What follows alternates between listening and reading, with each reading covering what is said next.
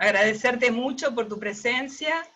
Ariel Pantanali, es osteópata de O, recibido en 2007. Ay, esperen que ahora hace ruido mi WhatsApp. Y es también fundador de la escuela y docente, fue docente de la escuela muchos años y fue director de la escuela también. Así que es un personaje con mucha historia en la EAO. Estamos muy agradecidos y tenemos el honor de tenerlo hoy en esta charla, con mucha alegría. Bueno, muchas gracias, Majo, querida. También Barbie, te agradezco mucho, a toda la comisión también. Simplemente por esta reunión en donde aprovecho para celebrar el reencuentro del contacto, ya que estuve un tiempo sin estar intercambiando el contacto con la escuela, así que estoy muy contento por eso, aparte también de ver a gente muy querida como Fede, como Leticia, como Lu. Así que bueno, muchas gracias por esto, por este momento. Bueno, empiezo. Voy a hablar de dos temas que de algún modo están relacionados. Ya veremos cómo es esa relación, ¿no? El tema principal es el tema de las habilidades blandas, que es un concepto que se viene incorporando desde hace ya unos años, que en realidad, bueno, como todo, tiene un origen y tiene una historia.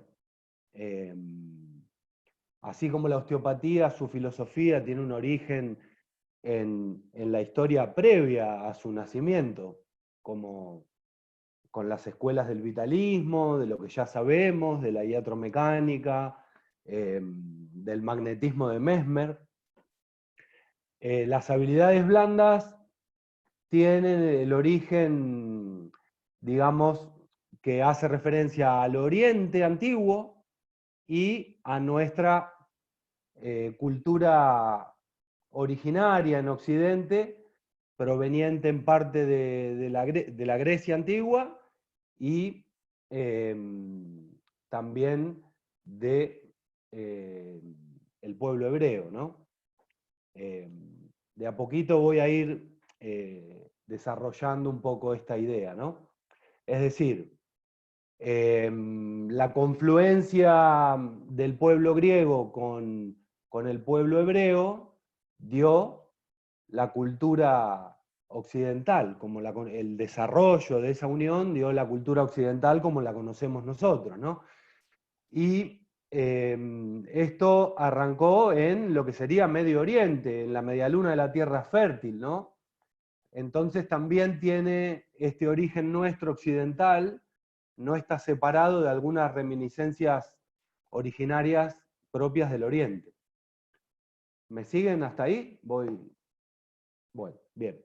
Entonces, ¿por qué digo esto, no? De la confluencia entre el Oriente antiguo y el mediano, el Medio Oriente, porque tenemos que basarnos en los valores que dieron sustento al desarrollo de nuestra cultura y al desarrollo de nuestra profesión, sobre todo de nuestra filosofía. Estos valores que de alguna manera todos nosotros, los que estamos escuchando y los que formamos parte de la comunidad, los practicamos de alguna manera. Es decir, la temática de hoy tiene más que ver con poder acercarnos y evaluar cuán presentes están estos valores en nuestra práctica como osteópatas, digamos, ¿no? Por ejemplo, el valor de la escucha activa, ¿no? El valor del respeto, el valor de la compasión, del pensamiento crítico, del desarrollo también y la diligencia en el tiempo, ¿no? En el tiempo tanto de nuestra formación como en nuestro ejercicio profesional. Entonces también está muy ligado a la ética, ¿no? Y a los conceptos de salud que fueron desarrollándose a lo largo del tiempo en el mundo, ¿no? Entonces, concretamente, esta introducción trata de que nos acerquemos a una definición de lo que son las habilidades blandas, ¿no? Que serían un conjunto de destrezas, de herramientas, de cualidades en las que estamos intentando desarrollarnos, tanto en la formación como en la práctica clínica, ¿no? La toma de decisiones, la capacidad de poder tener una mente sintética también respecto de lo que es el desarrollo de nuestra percepción y de nuestra sensibilidad, y al mismo tiempo en la atención de los pacientes, ¿no? Es decir, de alguna manera, en ejemplos concretos, la diversidad de pacientes que muchas veces recibimos están atravesando determinados momentos quizás menos críticos, más íntegros o más, digamos, en equilibrio, en cierto equilibrio, como siempre, ¿no? En un equilibrio particular. Y las habilidades blandas empiezan a ser aliados de nosotros en tanto y en cuanto también nos las aplicamos a nosotros mismos, ¿no? También nosotros somos personas cambiantes que tenemos la cotidianidad atravesada también por nuestro humor, por nuestra carga, por nuestras cosas que nos pasan. Entonces, de algún modo, las habilidades blandas también tienen que ser autoaplicadas a nosotros, quizás desde la autohigiene, desde el autocuidado, desde la práctica de algún deporte, desde el arte, desde alguna práctica de armonía, como pueden ser las disciplinas orientales. Es decir, la filosofía osteopática en sí es una habilidad blanda como filosofía, ¿no?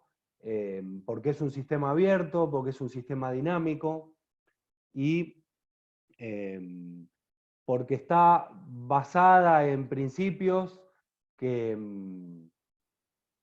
tienen mucha afinidad con lo que sería el desarrollo de las habilidades blandas, ¿no? Por otra parte, las habilidades blandas también se conectan mucho con el trabajo en equipo, ¿no? Con la capacidad de poder distribuir las tareas del trabajo grupal, en la dinámica de la docencia, es muy importante también, y también en quizás ponernos al servicio de poder colaborar desde la paridad también, desde la paridad tanto en nuestro rol como profesionales, como también en la atención de nuestros pacientes, ¿no? La paridad de persona a persona, ¿no? Bueno, entonces,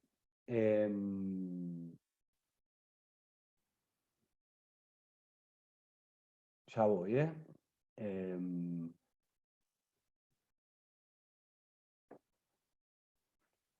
Steele, en el origen del nacimiento de la osteopatía, se preguntaba qué significaba tratar y también si ir a favor de la salud o en contra de la enfermedad, ¿no? Hoy estamos atravesando una pandemia. Steele atravesó epidemias y el siglo XIX fue muy importante como motor del devenir de las habilidades blandas, que más cerca de nuestros tiempos es retomado por Howard Gardner, que escribió un libro que se llama Las inteligencias múltiples. Muchas tradiciones antiguas hablaban históricamente de que el ser humano no se reducía a una inteligencia intelectual solamente, ¿no? A una inteligencia de predominio lógico, ¿no? Sino que las inteligencias eran también un trabajo interior que tenía que ver con el trabajo con las emociones, con el cuerpo, ¿no? Con el trabajo motor, con el trabajo emocional, y con una consideración también del trabajo instintivo, ¿no? Que serían nuestras funciones orgánicas, por ejemplo, el sistema nervioso autónomo. El vínculo entre el simpático y el parasimpático, cosas que nosotros escuchamos a menudo.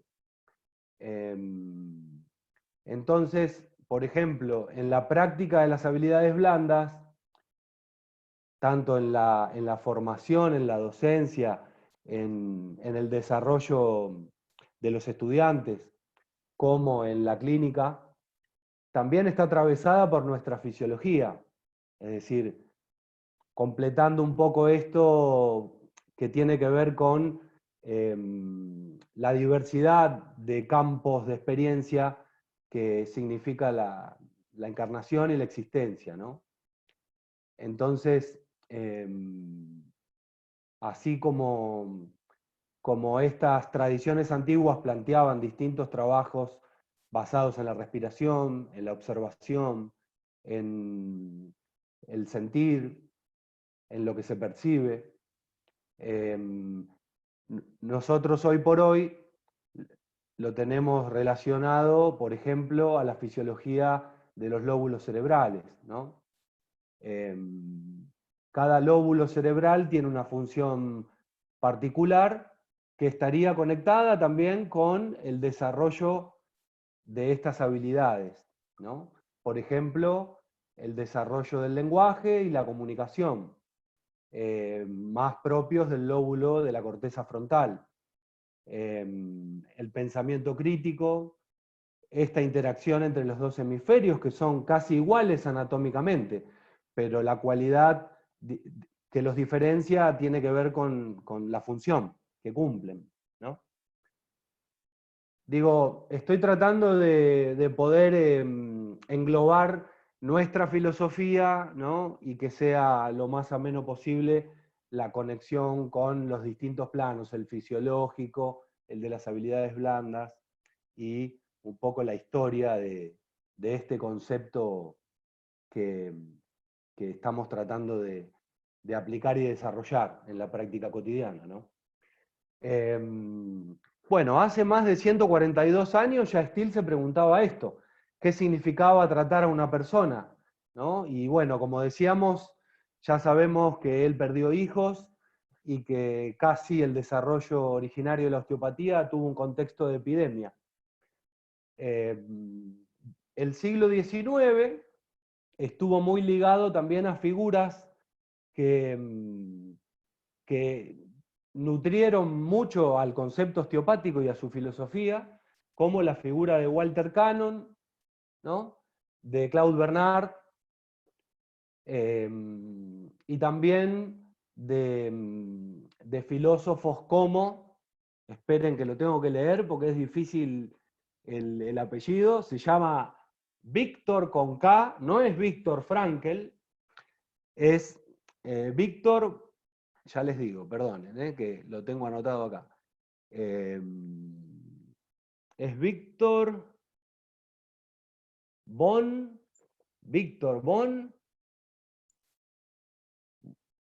Weizsäcker.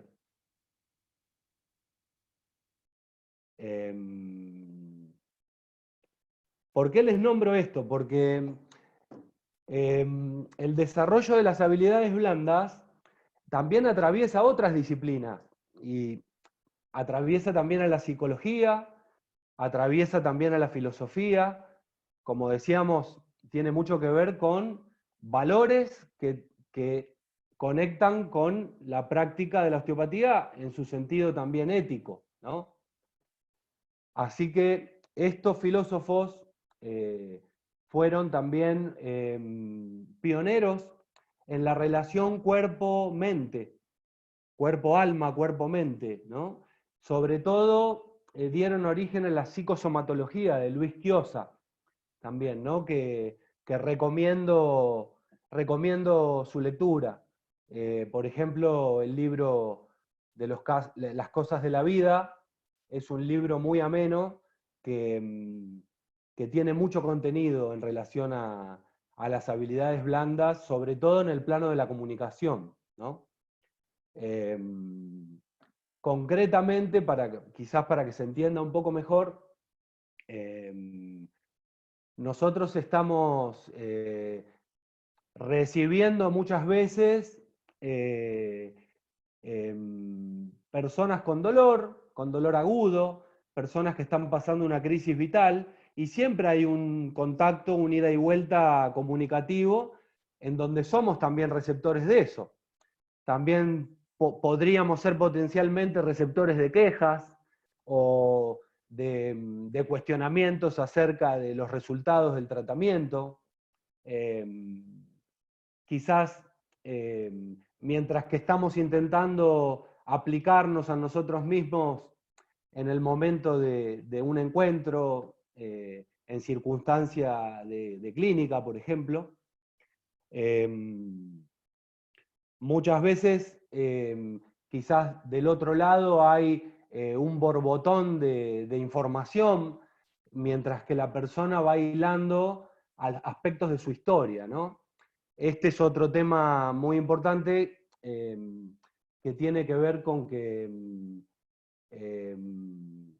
cada persona que nosotros atendemos, cada estudiante, cada profesional que forma parte de nuestra comunidad, tiene una historia, ¿no? Tiene una historia, su cuerpo, su alma, sus vivencias, y de alguna manera eso sale a la luz, tanto en el ámbito del estudio y el ámbito pedagógico, como del ámbito de la intimidad y de nuestro servicio como osteópatas. Entonces, digamos,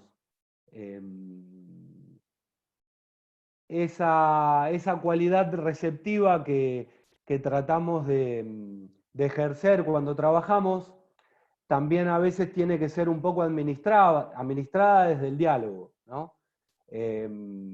Administrada a veces desde la pausa, quizás, o del ordenamiento de todo eso que, digamos, somos receptores, ¿no?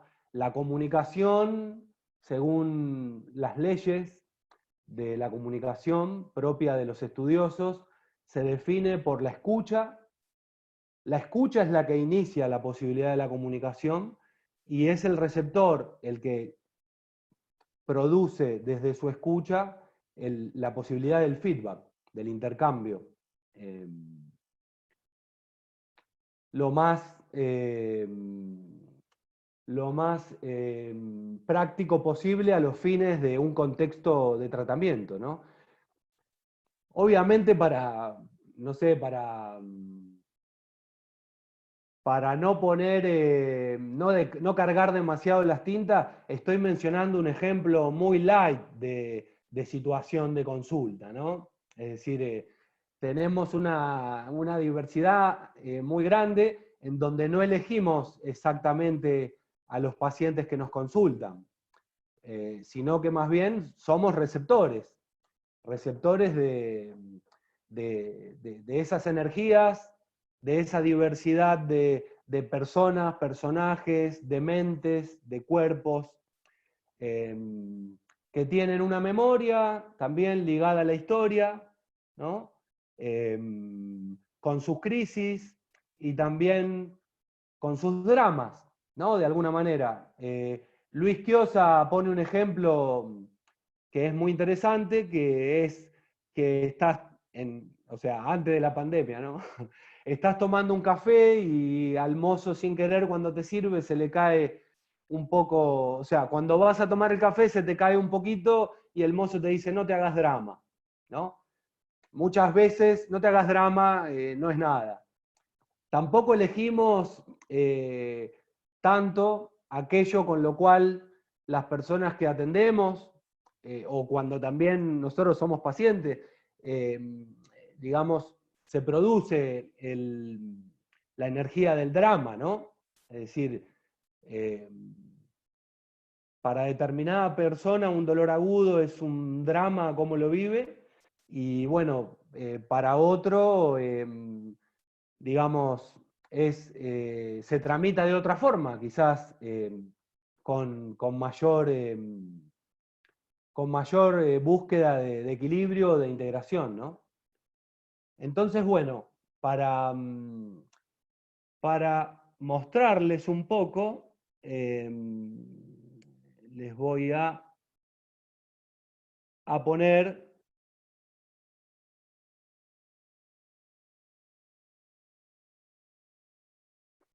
la primer lámina, digamos, que tiene que ver con los contenidos. Recordemos que también, bueno, la parte de habilidades blandas, viajamos con María José en el 2016 a participar allá de un congreso de la OCEAN, ¿no? Que tenía como motivo la primera vez que se planteaba el tema de habilidades blandas en la educación, en la formación del osteópata y también en la práctica clínica. Entonces, tenemos en el centro los 4 temas quizás más cardinales, que son qué significa tratar, ¿no? En relación al aprendizaje y al tratamiento de pacientes. Los paradigmas en los que se fue desarrollando de alguna manera el concepto de salud en la historia. Desde mi punto de vista, o sea, eso sería el punto de los paradigmas, las competencias éticas y los desafíos, ¿no? Esos 4 apoyos cardinales en principio.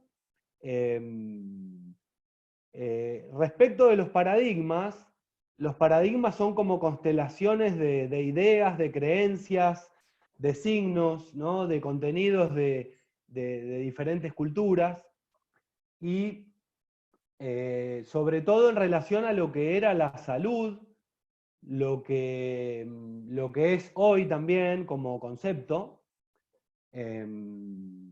Entonces, la riqueza de este punto tiene que ver con lo siguiente.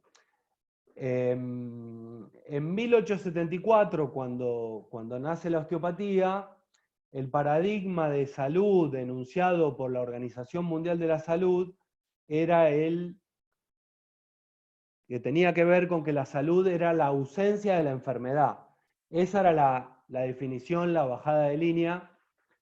Yo en particular tengo un sentido crítico acerca del papel de la Organización Mundial de la Salud en la historia, que quizás también no es de siempre, sino que le fui dando vuelta y es como que de alguna manera me da la sensación que mientras que estaba Steele, digamos, con un paradigma ya mucho más, de algún modo, para que me entiendan, evolucionado, o de alguna manera, entre otros, como Walter Cannon, como Hahnemann, como estos filósofos que le nombraba,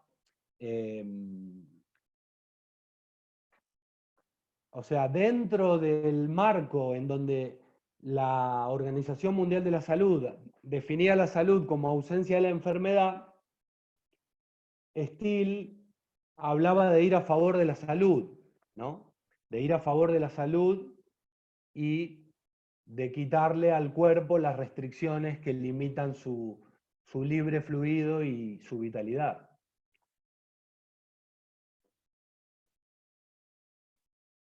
Acá está Steele en bicicleta, diciendo a favor de la salud o en contra de la enfermedad. Entonces, tanto Steele como Claude Bernard y Walter Cannon, que estaban al servicio del desarrollo tanto de acuñar como de desarrollar el concepto de homeostasis, ¿no? También Walter Cannon, por ejemplo, pudo demostrar la fisiología de las emociones y su vínculo con los diferentes órganos, ¿no? Fue una investigación que hizo con monos dentro de simultáneamente este paradigma que enunciaba la OMS en su momento. Después de la Segunda Guerra Mundial, en 1949, con todas las consecuencias que hubo, la Organización Mundial de la Salud modificó la definición, ¿no? Que ahora en un rato vamos a ir, ¿no?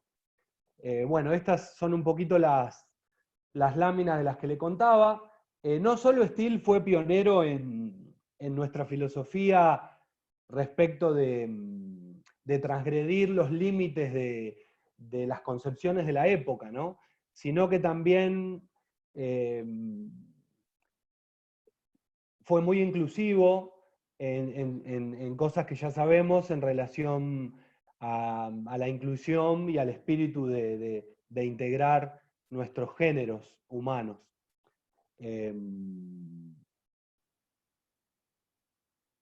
Bueno, acá está Walter Cannon, como les decía, que digamos, fue el que terminó acuñando el término homeostasis, que de alguna manera desarrolló Claude Bernard, ¿no? En simultáneo.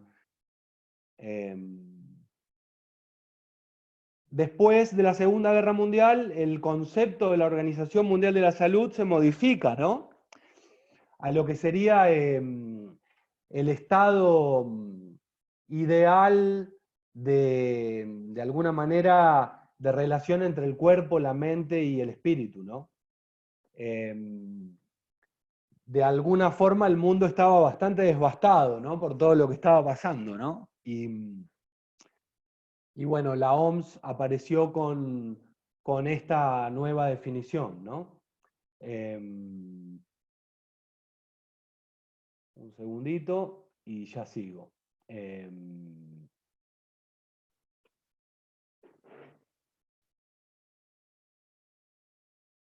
También tanto Steele como Sutherland se preguntaban acerca de la globalidad de los pacientes y de la globalidad de los terapeutas como personas, valga la redundancia, globales, ¿no? El vínculo entre conocimiento y experiencia, ¿no? De la mano de Viola Freeman, donde aparecen cuestiones que tienen que ver con el desarrollo palpatorio que ella planteaba, muy en sintonía con las habilidades blandas, ¿no? Yo después las voy a volver a repetir, las habilidades, para ver si le sacamos un poco de jugo a esta posibilidad de enriquecer su presencia en la práctica nuestra, ¿no?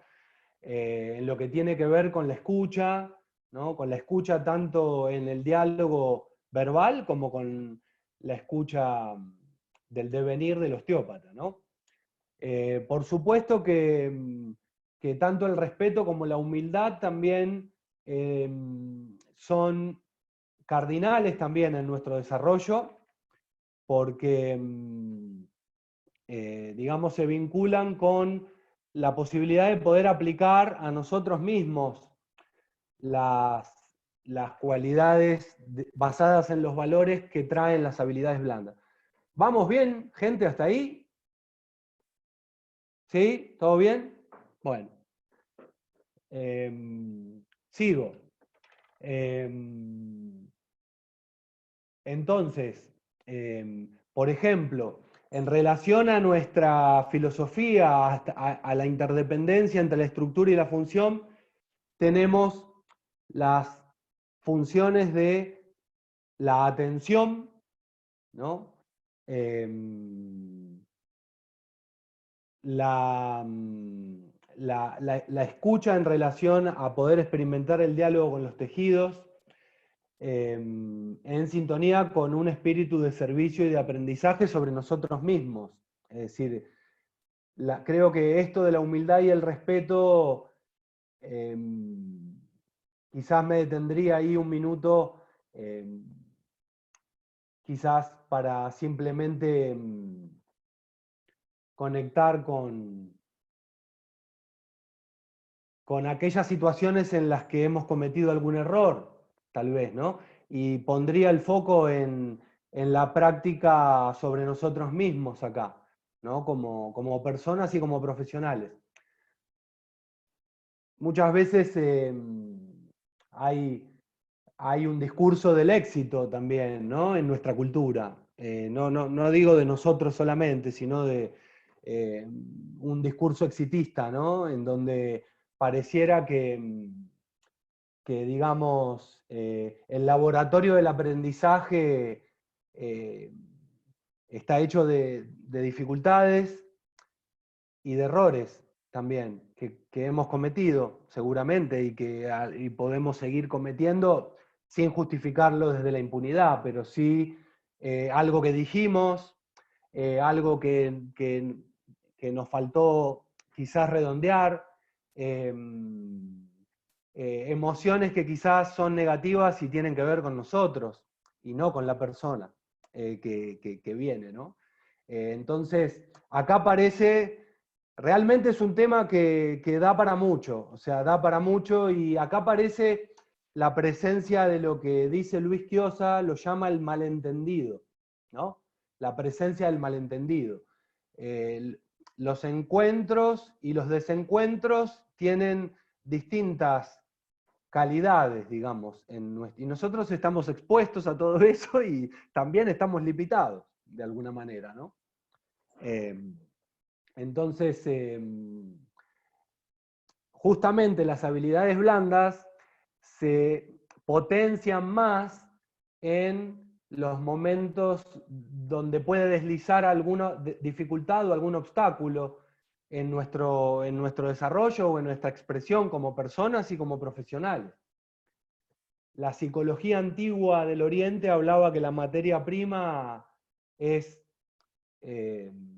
digamos, lo que llamamos, entre comillas, oscuro muchas veces, ¿no? Lo que brilla es la materia prima oscura transformada. Cosas que quizás sabemos y que están muchas veces en nuestros medios de los que formamos parte también, ¿no? Así que bueno, eso lo menciono como tendencia que desde, por lo menos mi experiencia como persona y como profesional, creo que es potencialmente mayor lo que pude aprender de mis errores que quizás de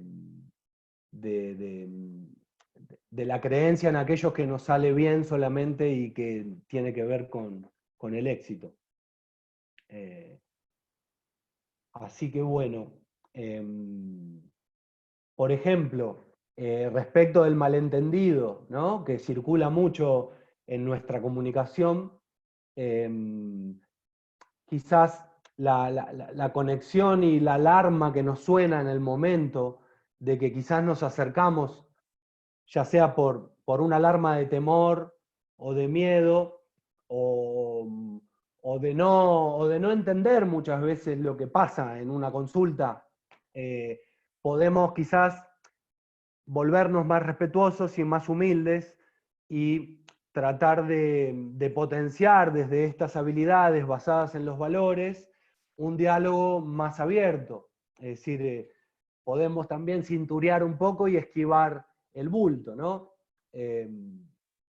Lacan decía que el caballo viene desbocado y no quiere entrar al picadero que tiene que ver con el círculo, es decir, se tiene que cansar y tiene que aflojar un poco, porque Bueno, nosotros recibimos todo eso, porque somos de primer contacto, de alguna manera todo ese bagaje, todo ese background, esa historia, de algún modo se nos viene mucho. A veces no, a veces todo transcurre plácidamente y nos sentimos bárbaros de los encuentros que vamos teniendo. Por eso digo, esto no es tampoco, desde mi punto de vista, una panacea, digamos, todopoderosa, sino que es para que cada uno pueda tomar o estimular un poco esta toma en las herramientas para aplicarnos a nosotros mismos como autocuidado, autohigiene, qué sé yo, hacia los estudiantes respecto de la disposición del espacio, de tener criterios de higiene personal en relación a estar receptivo, como alguna vez dijo Liz Bayón, que estábamos con Barbie haciendo un curso, que la compasión era un estado, dijo, ¿no? Entonces, quizás es ese estado que conocemos previo a disponernos a trabajar, de alguna manera, no sé, yo lo fui entendiendo así con el tiempo, ¿no? Entonces,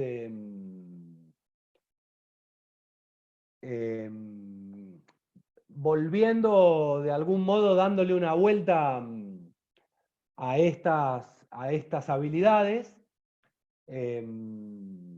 podríamos decir, para que quede claro, que son un conjunto de herramientas, de destrezas, de disposiciones interiores también, para el desarrollo de una mente sintetizadora, creativa. Me parece interesante también esa habilidad, la creatividad en nuestro trabajo, que cuando se experimenta es una cosa muy linda, ¿no?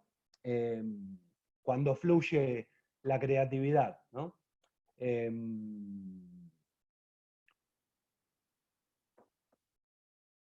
Sobre todo muchas veces para desarrollar también una evaluación, una escucha, ¿no?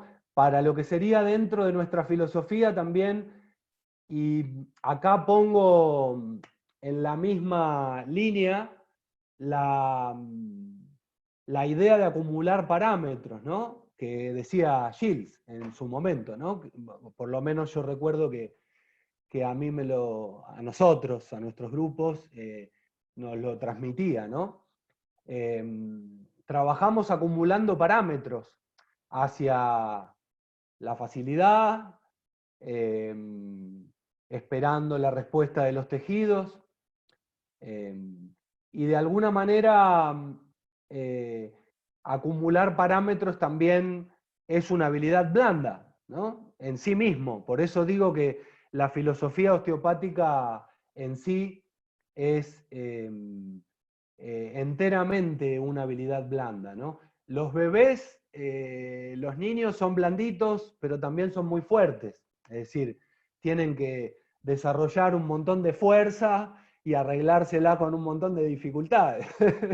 Así que, por ejemplo, ahí está claro, ¿no? No sé, el poder del agua podríamos mencionar, que a muchos nos debe resonar, el poder de los líquidos. El plasma de la sangre es la parte líquida del tejido conectivo especializado. Los demás son elementos que tienen que ver con los glóbulos blancos, los rojos, las plaquetas, y son elementos formes, digamos. En sí mismo el plasma es líquido, ¿no? Y gracias a ese ultrafiltrado aparece el líquido cefalorraquídeo. La vaina de mielina es una cosa muy sutil, y sin vaina de mielina no hay conducción en el sistema nervioso ni reflejos vasculares. Entonces, de algún modo, eso está presente en nuestra práctica osteopática y en nuestra propia fisiología y en la fisiología de las personas que atendemos, ¿no? Bueno, concretamente también, bueno, nuestros lóbulos están vinculados a funciones tan importantes como el desarrollo del lenguaje, la regulación de las emociones, ¿no? En el caso del lóbulo frontal. Es muy interesante también la función del lóbulo parietal en relación a nuestro trabajo y a las habilidades blandas, que tiene que ver con el procesamiento de información sensorial que llega de todas las partes de nuestro cuerpo. Las cualidades del tacto, la sensación de temperatura, de dolor y de presión. Está todo el tiempo los lóbulos parietales integrando toda esta información, ¿no? Y en conexión con los demás lóbulos, como ya sabemos, ¿no? También hay que señalar que, ¿por qué digo esto? Porque en los encuentros también que tenemos, estas funciones propias de nuestra corteza y de nuestros lóbulos van a estar también en juego, ¿no? Por ejemplo, me salteo el lóbulo occipital y me voy al lóbulo temporal, ¿no? El lóbulo temporal, muy vinculado a las zonas límbicas y a la ínsula, también están ligados a la memoria, las funciones del lóbulo temporal, y también están ligados al reconocimiento de los rostros, ¿no? Y al recuerdo. No son pocas las veces que tenemos ciertas situaciones de rostros y de reconocimientos y de recuerdos en nuestra memoria de situaciones vividas también en el consultorio, ¿no? Y en la historia de nuestras vidas, ¿no? ¿Se entiende eso? Mira, a mí me está pasando que a alguna gente le pido que se baje el barbijo, viste, no los conozco, y me es muy Sí, difícil, como que no sé con quién estoy hablando, y yo también me presento, mirá, yo soy este, porque me ven, viste, los ojos y la frente, y por ahí si estoy con la gafa no me ven nada. claro, Y claro. es increíble cómo digo, lo necesito para entrar en vínculo, en relación, en resonancia, y que empiece a pasar algo. Porque me imagino a alguien y no es, ¿viste? Esa persona. Claro, claro. Sí, por supuesto, no quiero dejar de mencionar cosas que tienen que ver con, con que la escucha es necesaria también que se nutra y que se estimule hacia un feedback sensible de contacto, o sea, de contacto, ¿cómo les puedo decir? Lo más real posible, lo más en situación posible, ¿no? Y, Hay un y lenguaje corporal también. Hay que claro, estar. totalmente, claro, claro. Todo esto, digamos, ahí entra mucho, gracias a Dios, que vuelvo a insistir, quizás para el futuro, acercar algún material a la escuela que tiene que ver con la relación esta del cuerpo y la mente, ¿no? De la psicosomatología, ¿no? Que es una corriente, así como del psicoanálisis fueron generándose corrientes como la psicología social de Pichon Rivière, que hoy tenemos a su alumno vivo, que es argentino, que se llama Alfredo Moffat, que también recomiendo la lectura. Todo esto lo leí en la cuarentena también, lo estoy diciendo porque me leí los libros de la gente que no tuve tiempo de leer o que no podía hacerlo antes, y bueno, no tiene desperdicio. Digamos, la intervención de, de las habilidades blandas, por ejemplo, Alfredo Moffat, una de las habilidades blandas de las situaciones de emergencia en lo que son los servicios de psicología comunitaria que actuaron en Cromañón, era abrazar a los familiares de las víctimas. Era un abrazo en el momento de la crisis, ¿no? Porque el abrazo viene a traer un poco a la persona y el que interviene, el terapeuta, es el que hace de anclaje de el efecto de negación que tiene el momento de la pérdida. Es decir, siempre que nos pasa algo que nos inunda y que nos traumatiza la vida, en esto que hablaba de la historia, de lo que es el drama, de lo que es el desarrollo trágico a veces, o crítico, llamémosle, ¿no? No me quiero poner trágico tampoco, pero bueno, sí es muy conmovedor este recurso que era el del abrazo de los psicólogos comunitarios, ¿no? Porque la primera, como todo duelo, como toda pérdida, ¿no? El primer reflejo inconsciente, no racional, por eso no del todo lógico, es la negación de la realidad. Después el proceso y el desarrollo continúa, digamos, continúa hacia llegar a una nueva disponibilidad, más renovada, ¿no? Con la aceptación, tristeza de por medio, dolor de por medio, bronca de por medio. Bueno, y bueno, me pareció muy interesante, así como nosotros podemos hablar de la escucha o de nuestras habilidades de contención, me pareció, ¿no?, muy, muy impactante también que fuese el abrazo que nosotros de algún modo hacemos. Tenemos una forma de abrazar también nuestra vida y nuestra profesión y a las personas que atendemos, ¿no? Y de alguna manera, lo que decía Fede, en la comunicación también es un primer abrazo, un contacto, o sea, no es un abrazo para quedarse colgado, sino para que se produzca el encuentro y la calidad del intercambio, ¿no? Ahora estamos atravesados por todos estos signos de nuestros tiempos, ¿no? Que son, bueno, el tapabocas, etcétera, que lo tenemos que usar y bueno, y que a veces da tristeza la imagen en sí, o sea, sin agregarle ninguna carga negativa, sino que es como una estética, ¿no? Una estética que atravesada por estos signos de nuestro tiempo. También el distanciamiento físico, social, el aislamiento, no dejan de ser cosas fuertes, no son cosas tan sencillas, digamos.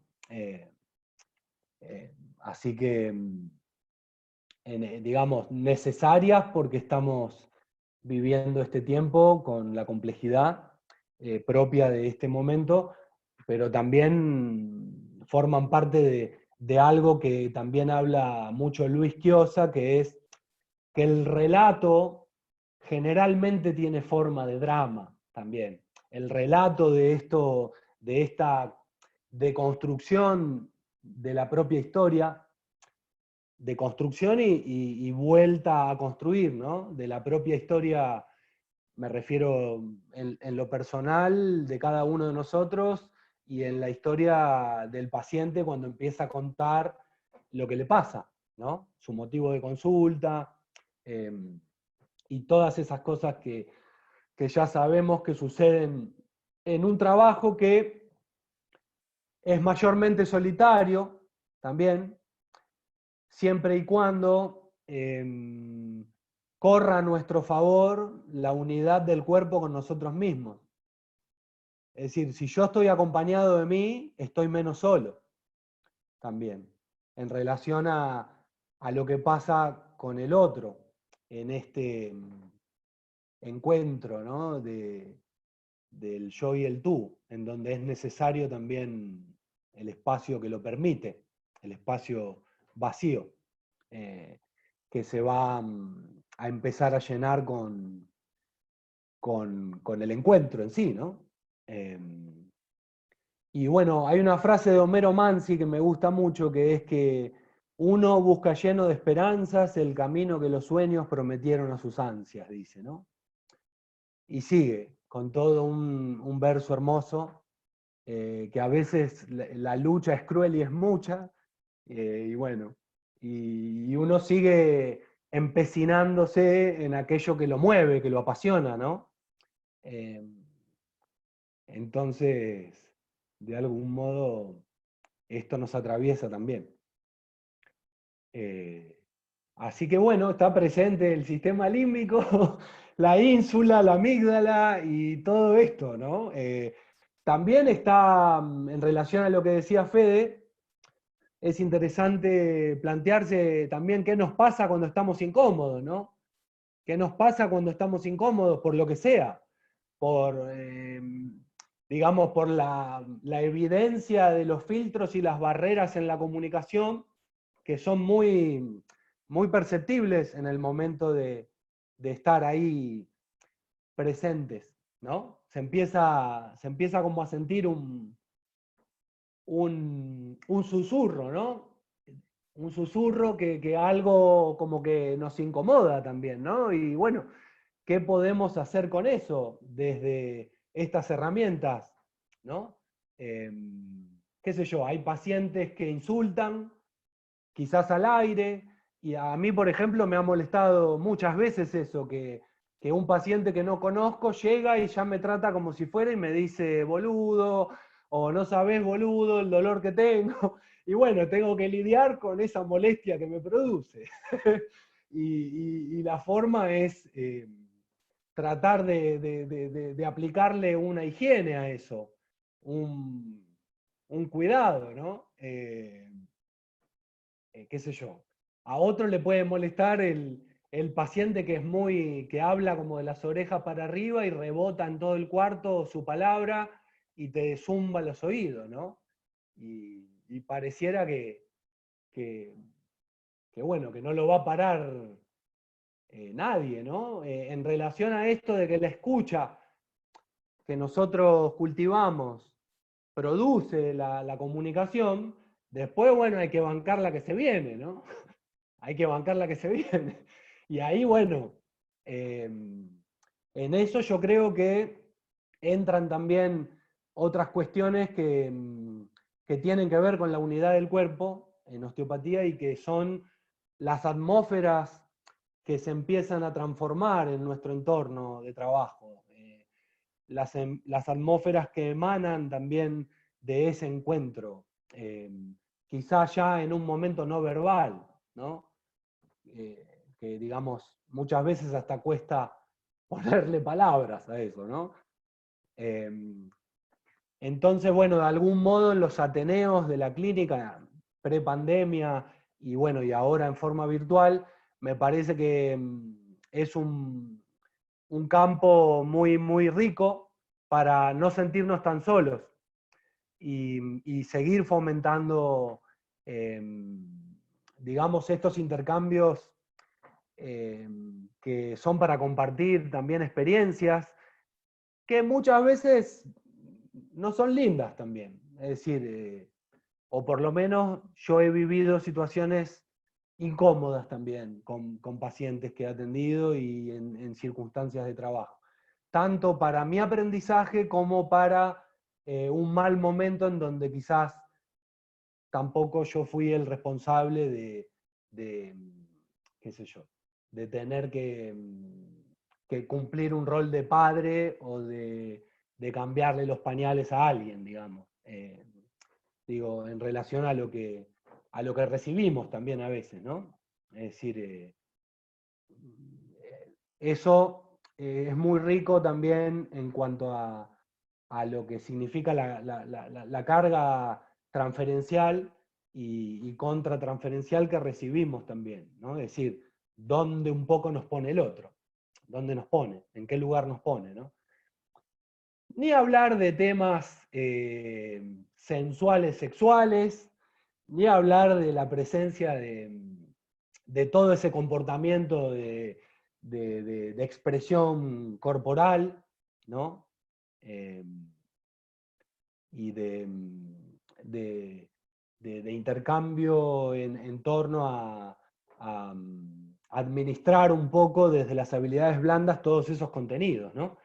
Es como que la habilidad blanda, digamos, no puede reemplazar a uno no puede hacer su trabajo de osteópata basándose únicamente en las habilidades blandas, porque las habilidades cardinales de la osteopatía también tienen que ser escuchar, testear, evaluar, tener una idea de continuidad más o menos del tratamiento, y ya sabemos que tenemos de algún modo un repertorio por el que hay que pasar de trabajo, pero ahí puede venir la creatividad, por ejemplo, ¿no?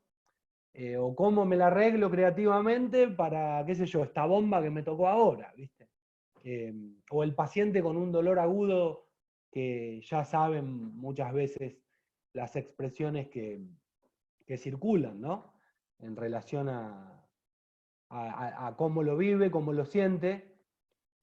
Así que bueno, de algún modo sigue siendo el relato una expresión de la historia. O sea, la historia, cuando nosotros preguntamos cómo nació, qué antecedentes hubo, bueno, de alguna manera la psicosomatología a eso le llama patobiografía, en relación, digo, a patologías que trata también clínicamente la psicosomatología. También la psicosomatología pone el eje entre en el vínculo entre la madre y el embrión y el bebé.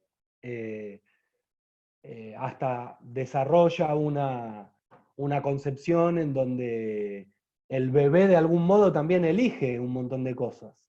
El bebé, digo, el desarrollo embrionario, ¿no? También elige un montón de cosas, de algún modo, ¿no? O conecta emociones negativas con problemas hepáticos, ¿no? También, es muy interesante, y muchos son casos clínicos a los que se le aplica esta herramienta, ¿no? Así que bueno, ¿vamos bien hasta ahí? ¿Hay alguna pregunta, algo, alguna inquietud? ¿Todo bien? Cuando decías de lo de la acumulación de parámetros, Sí, sí, con esto que decís de las habilidades blandas, ¿cómo sí. lo planteás, cómo lo describirías? No sé. Claro, bueno, la acumulación de parámetros tiene que ver, por ejemplo, en una situación particular, a la hora de aplicar una de estas habilidades blandas que, como decíamos, están basadas en los valores, siempre es algún tipo de intervención. Es decir, ¿a qué voy? Si, por ejemplo, yo tengo muchísima capacidad de escucha, también voy a producir probablemente mucho feedback, siguiendo esa línea de ejemplo, ¿no? Y en algún momento quizás voy a tener que ajustar el canal, o, o voy a tener que intervenir para poder hacer una pausa y un respiro. O sea, hay gente que mientras que te cuenta lo que le pasa, no toma aire, no respira. Y eso también es lenguaje corporal, y también puede hablar de otros parámetros también que están presentes, ¿no? Así es como que no se puede seguir la conversación porque cada vez va más para arriba, cada vez se respira menos, entra menos aire y sale menos aire, y la cabeza se agita más y cada vez se funciona más de las orejas para arriba. Entonces, digo, a la hora de empezar a sentir nosotros alguna alarma en esta recepción de todo eso, quizás podemos ser... La habilidad blanda viene a ser como la olla. Sirve para calentar el agua porque si no el agua apaga el fuego. Entonces la olla te permite hervir una comida, de alguna manera, y contener un poco todo eso. Siempre creo que va dirigido a, a la cualidad de contención, ¿no? Es decir, no le podés decir callate al paciente, o callate, porque ahí estaríamos nosotros faltándonos el respeto a nosotros, de alguna manera. Pero sí se puede ser humilde y pedirlo amorosamente. como cuando vamos a entrar a la boca de un paciente, no decirle abrí la boca y mandarle los dedos, digamos, sino que hay que pedir permiso. Digo, va un poco por ese lado, ¿no? En relación a, a muchos componentes que se desarrollan en nuestra sesión, ¿no? No sé, una Que sigue paciente... Sí, más perdón. dialogado, digamos, va en la facilidad y más dialogado. Sí, quizás con alguna sugerencia amorosa en relación a poder, por ejemplo, la habilidad blanda es también un poco gestionar la calidad de esa comunicación. Eh, si se da cuenta o no se da cuenta el otro, digamos, va a depender un poco de herramientas que nosotros podamos poner en juego para que eso pase. Yo digo, también la calidad del diálogo verbal es importante para después pasar, no sé, a un trabajo más disfrutable también. No es porque tiene que ser más fácil, pero bueno, es más amoroso, más ameno. Uno se queda con una sensación a veces más nutritiva, más linda, ¿no? Entonces, creo que la clave está en intervenir amorosamente, aunque tenga esto digamos, la mano de porcelana envuelta en el guante de seda, ¿no? Es decir, tiene que haber también, de alguna manera, una flexibilidad en nuestra administración de ciertos pedidos. Es decir, de ciertos pedidos de quizás de hacer un punto, o bueno, de sugerir el ir hasta ahí, ¿no? Es decir, Lacan también decía que un buen sastre sabe por dónde cortar la tela, ¿no? Es decir, de algún modo poder acotar, que viene de coto, ¿no? Y que viene... Pero bueno, corte parece como duro, ¿no? No quiero quizás que se entienda como un corte que tiene que ser así espástico, sino de alguna manera es un movimiento quizás desde dentro de la misma situación que, que tenga como eje la atención en no perder el eje, justamente, ¿no? No sé si se Ariel, entiende. Sí, mi amor. yo quería hacer un comentario, ¿puede Sí, ser? Para sí, por sumar. favor, adelante. Bueno, yo en realidad quería compartir este espacio porque en este contexto de pandemia, en mi caso que yo tengo pacientes muy mayores, hay como o sea, no solamente por los protocolos que nosotros podamos usar, sino por la familia que prefiere que no se atiendan. Pero esos pacientes necesitan contención, porque es como de repente pacientes que venían a nuestro consultorio todos los meses, hace 6 meses que no los vemos más. En mi caso eso se suma que yo voy a un lugar a 600 kilómetros de acá de Capital con la imposibilidad de volver. Entonces, la estrategia dentro de las habilidades blandas y del resultado de todo esto es la contención a través de videollamadas, de estos mecanismos, y la verdad que son excepcionales. O sea, lo recomiendo como no dejar a los pacientes, buscar la manera de conectividad en esto que nos pasa. O sea, porque para ellos es muy importante un llamado, un mensaje, que bueno, nos saca de nuestro protocolo y nuestro trabajo de osteópatas, pero nos acerca desde lo espiritual y de estar en conexión. Entonces, bueno, me parecía que era un espacio para contarlo. Nada más. Hola, ¿cómo estás, María Lidia? Hola. Sí. Bueno, creo que esto conecta con la esfera de la prevención también. De alguna manera el acompañamiento, ahora que estamos más digitalizados y todo, qué sé yo, con un breve informe a veces de cómo sigue el paciente, su evolución, nos puede dar, digamos, mediando a través de nuestros medios utilizados, una contención, ¿no? El acompañamiento también. Y quizás también acá viene esto de no quitarle la dignidad que tiene el otro también. Es decir, una persona mayor que la está peleando, que quizás está aislada de sus afectos, que extraña, que la cabeza le trae un montón de cosas. Y quizás de una manera higiénica, cuidadosa, con respeto, se puede hacer un acompañamiento y poder tener un intercambio, ¿no? Y de esa manera dignificamos también al otro en lo que es el contacto con nosotros, ¿no?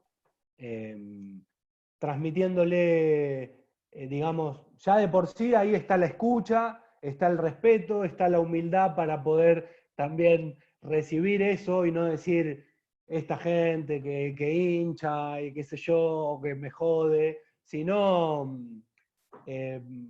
disponerse bien, digamos, predisponerse, ¿no? Por eso siempre, ¿cómo les puedo decir? En mi criterio me parece que siempre esto está como que tenemos que estar en lo posible, ¿no? No es una exigencia, es quizás una competencia, pero en el sentido de que nos compete, de que nos involucra. Estar un poco antes también, ¿no?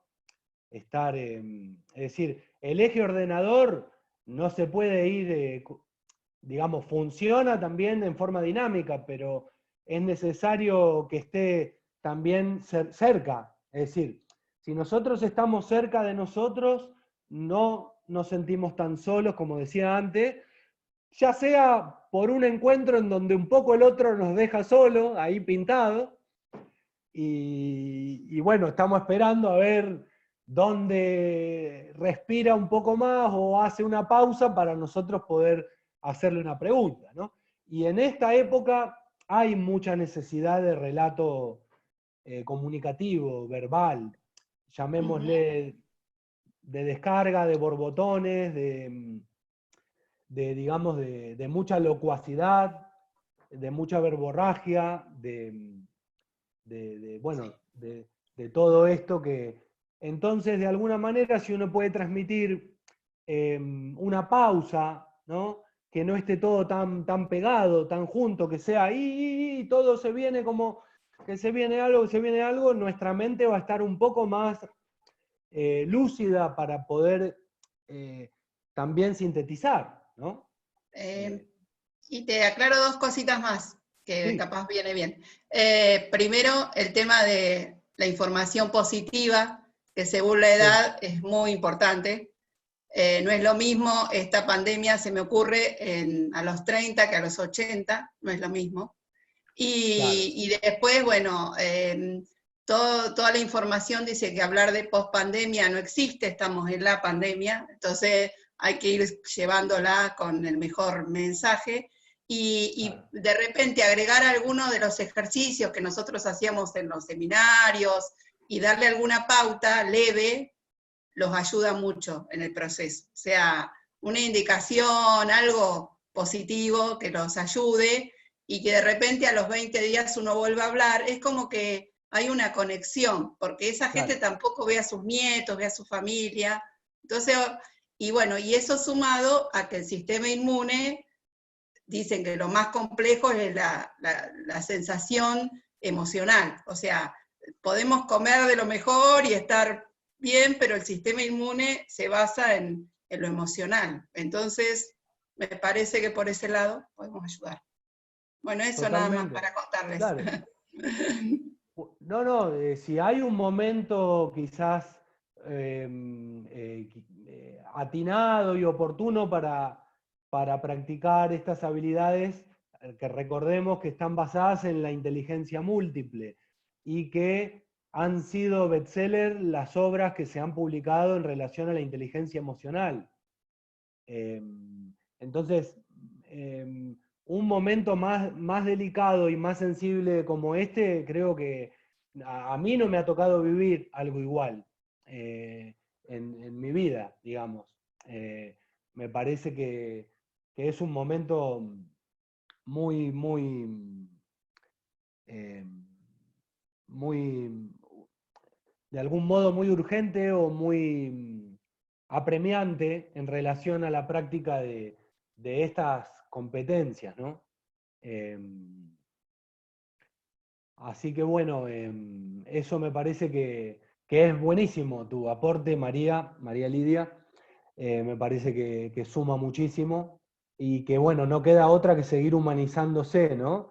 Y yo creo que quizás la pasión que nos mueve es aquello que también nos da un motor de poder seguir desarrollándonos a pesar de los pifies, de los errores, de aquello que no pudimos hacer bien o que no quedamos conformes o que nos trajo algún disgusto en nuestro desarrollo, ¿no? La vida es movimiento y es necesario y no hay manera de que no sea así, digamos, es inevitablemente así.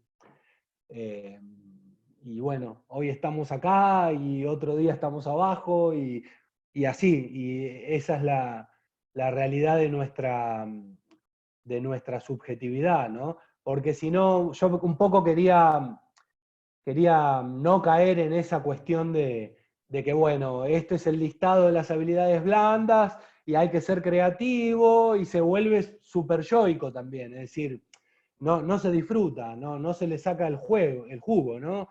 Bueno, el juego es otra cosa, como el arte y el deporte, que vienen a nutrir un poco nuestro vínculo con la osteopatía, ¿no? Es decir, el juego, el deporte y el arte son habilidades blandas como el humor, la amistad, la naturaleza, la música, que muchas veces son escudos, ¿no? contra nuestra propia ignorancia y las injusticias del mundo también.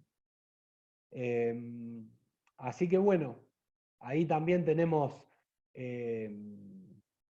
una clave que tiene que ver con el juego, que digamos, tampoco se tiene por qué llevar mal con la seriedad, ¿no? También en un punto, muchas veces la gente cree que sabemos todo, que comprendemos todo y que tenemos respuestas de todo. Es decir, que a todo hay como que responder desde la exigencia de tener respuesta para todo. Y la realidad indica que en la experiencia no es así. ¿No? Muchas veces no sabemos. No sabemos muy bien, digamos. Ahí Alejandro quiere hacer una pregunta. Bueno, fantástico. No lo pude llegar a ver si... Ah, está el chat acá, que no lo vi. Perdón. Escuchamos, Ale. Hola, ¿qué tal? ¿Se escucha? Sí, se escucha. Hola, buenas tardes a todos. Bueno, quería acotar un poquito que muy interesante lo que dijo María Lidia, ¿no es cierto? Con respecto a las emociones que tienen una relación directa, ¿sí? Con nuestro sistema nervioso y sistema inmunológico. Pido por ahí disculpas por lo que voy a decir porque puedo llegar a herir la sensibilidad de alguien, ¿no es cierto? Pero sigo mucho a algunos médicos, inclusive hay unos médicos de Alemania que hicieron una denuncia, ¿sí? Porque hay un montón de protocolos de bioseguridad que se pasaron por alto y se fueron directamente a una cuarentena. Es la primera vez en la historia que se pone en cuarentena a la gente sana, ¿sí? Acá hay un pensamiento y cuestiones que están cuestiones personales a personas que están manejando este planeta, ¿sí? Y lo que tratan es de inculcar es miedo, y justamente por eso creo que tiene que ver mucho con lo que dice María. Qué peor que instaurar miedo en la sociedad. Hay mucha gente con miedo y todos sabemos perfectamente que las personas que están con miedo, como dijo María, o que están mal emocionalmente, por más que se alimenten sano, tomen sol, inclusive si pueden tomar vitaminas, el sistema inmunológico va a estar deprimido a corto o largo plazo. Díganme si por ahí está mal lo que estoy diciendo, si hay algo que está mal o tengo un concepto, por favor. Esta cuestión de tanto el cuidarse, el dato, estar encerrado, el cómo cambió los contextos, cómo afectó a la economía, cómo afecta el desarrollo de cada individuo, ¿no es cierto? Entonces va a haber un antes y un después acá en la sociedad a nivel mundial. Y tiene mucho que ver con estos médicos que encima están a la altura, o sea, de las circunstancias, son epidemiólogos, infectólogos y demás. Se fueron directamente a una cuarentena, y acá en Argentina particularmente se sigue en cuarentena, y es la cuarentena más larga de toda la historia del planeta. Creo que nuestra posición, más allá de tomarlo obviamente con mucha responsabilidad, es quitar un poco ese miedo de que nuestros pacientes confíen en esta inteligentísima inteligencia innata, esta inteligencia embrionaria, en nuestro sistema inmunológico, en estar bien para vibrar bien. De hecho, voy a contar algo como experiencia personal. Yo trabajo en un hospital, en una UPA, en una unidad de protatención, sí, apéndice de liga del Hospital Intersonal de acá de Mar del Plata. Y tengo algunos compañeros que estuvieron en cuarentena porque ellos estuvieron infectados. Yo también, por ser contacto estrecho y trabajar con ellos, me han puesto en cuarentena, pero no he presentado ningún síntoma. Sinceramente no creo que me haya infectado. Y soy un poquito como el rebelde, digamos, que hay veces que me saco el barbijo, no me gusta estar inspirando mi propio dióxido de carbono, me transpira la boca. Todos sabemos bien el medio ambiente perfecto que se forma cuando estamos muchas horas con un barbijo. Y hay veces que, bueno, salgo afuera, tomo un poquito de sol, me saco el barbijo, bla, bla, bla, y por ahí me dice, che, Ale, ponete el barbijo, ¿para qué si estamos lejos? Le digo, estoy tomando sol, estoy respirando aire, ¿qué más natural y bueno para nuestro organismo que hacer lo que estoy haciendo? Dice, sí, pero no, sos un irresponsable y no entiendo cómo no te enfermas.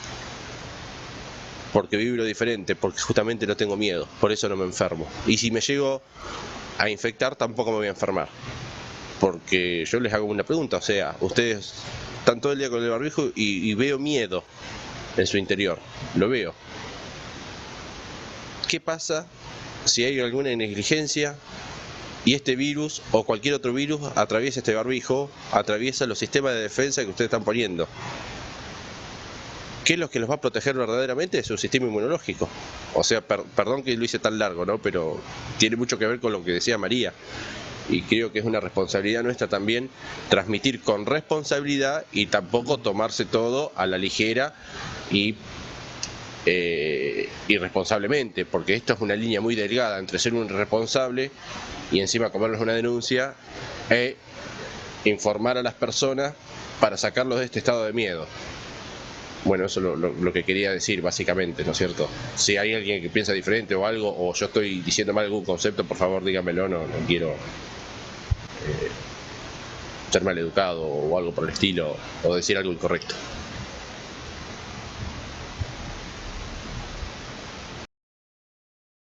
Bueno, ¿se escucha? ¿Sí? No, creo que, digamos, varias cosas.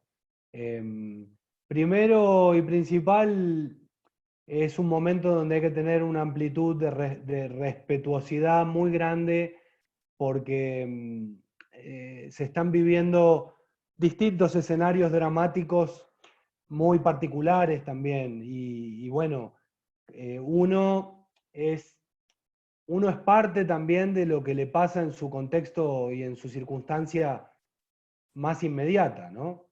Entonces, en principio, obviamente que por mi parte, respeto, Ale, tu vivencia.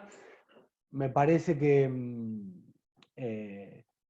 hay un miedo que puede ser una habilidad blanda y un miedo que es netamente paralizante también y mucho más,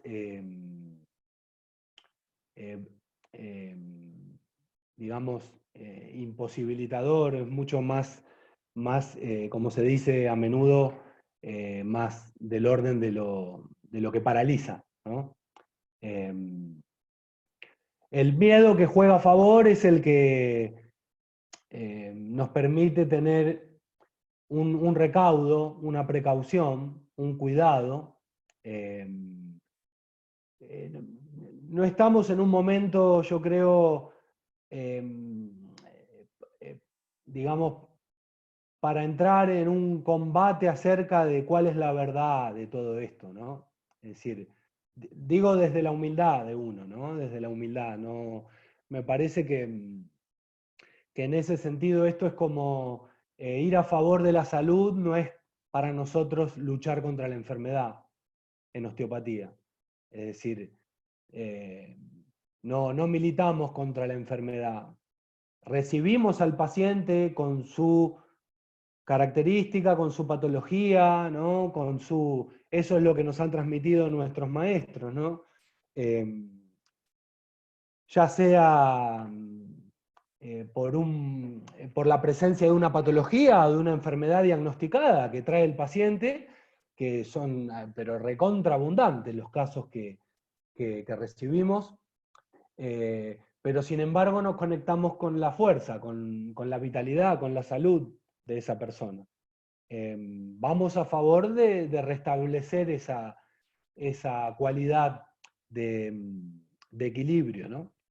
Y el modelo, a ver, dentro de esta definición que daba en su momento la Organización Mundial de la Salud, que está como rigiendo ahora y previa a la pandemia, es la que les decía del completo estado de bienestar físico, emocional y mental, ¿no?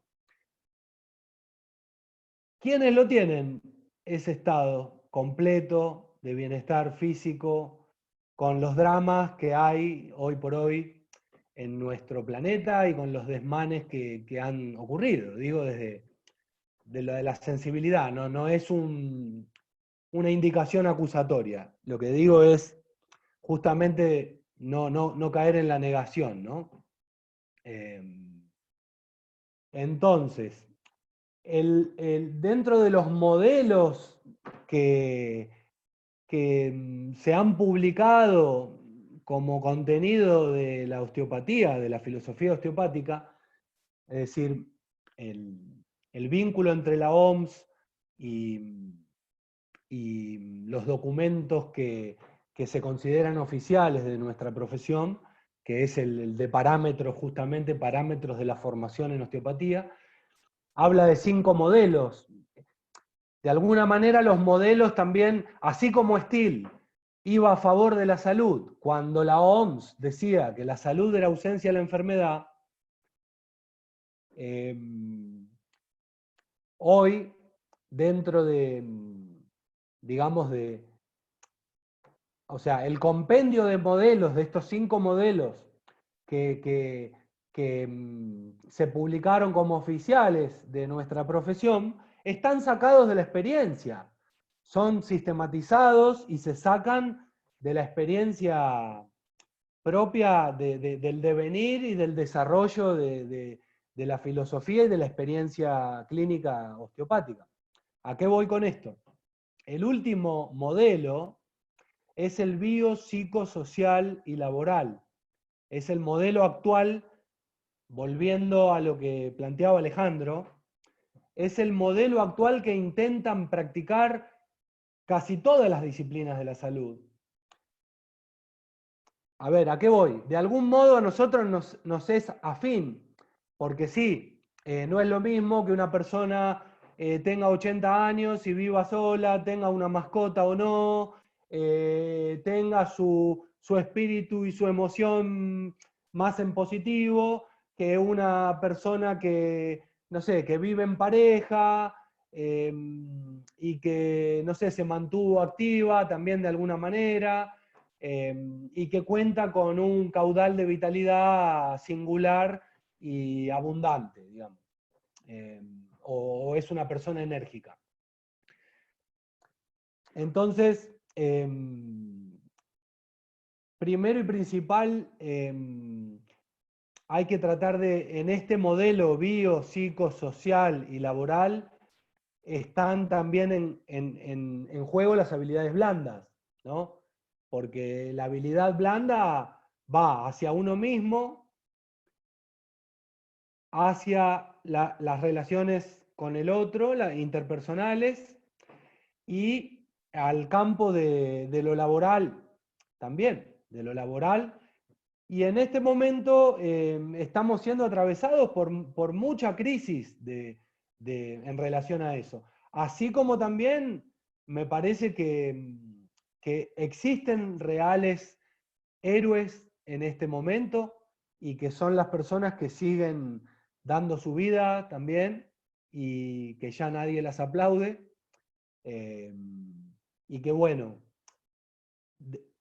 en el otro polo, que esa es una palabra también interesante, esto de la polaridad, ¿no? Siempre va a haber una polaridad entre el paciente y nosotros, de alguna manera, porque también ocupamos un lugar y de algún modo, entre comillas, ponele, somos también una figura de autoridad.